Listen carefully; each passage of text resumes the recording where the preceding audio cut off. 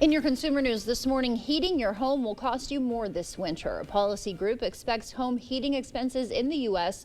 will jump more than 10% on average. People who heat with electricity will be hit the hardest, with those costs projected to rise more than 13%. The expense of maintaining and upgrading the electric grid is driving up costs, officials say.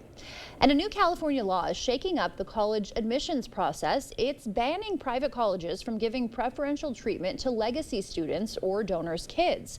California is the second state to make such a move, aiming to level the playing field at some of the nation's top private schools. But there is a catch. Enforcing it might be tricky. There's no financial penalty for schools that don't follow the rules. Instead, they'll just have to publicly admit they're not complying. It's added new features. Copilot, I think that's Microsoft, says it has added new features to make Copilot feel more personable. That includes a warmer tone that not only provides information, but also gives encouragement and advice. The new Copilot features the ability to interpret images and text on user screens. Microsoft is hoping this updated digital friend model will help it stand apart from other AI chatbots. New data reveals Gen Xers are facing a financial squeeze that other generations are not. And now, according to one new report, could be the economy's struggling middle child. Michael Yoshida explains.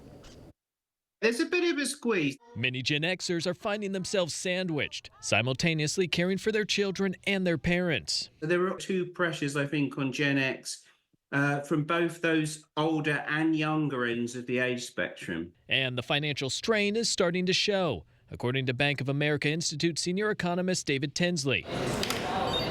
Internal data from the bank shows average discretionary spending was down 2% year over year in August for a portion of the bank's Gen X customers. Gen X accounts for over a third of U.S. consumer spending. So the generation really punches above its weight in terms of its contribution to the U.S. economy.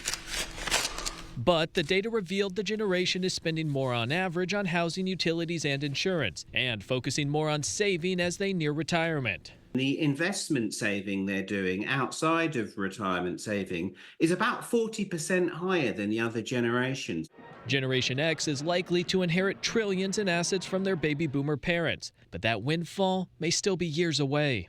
Their spending is peaking out in a sense. So that makes them important in terms of the overall trajectory, I think, of the economy.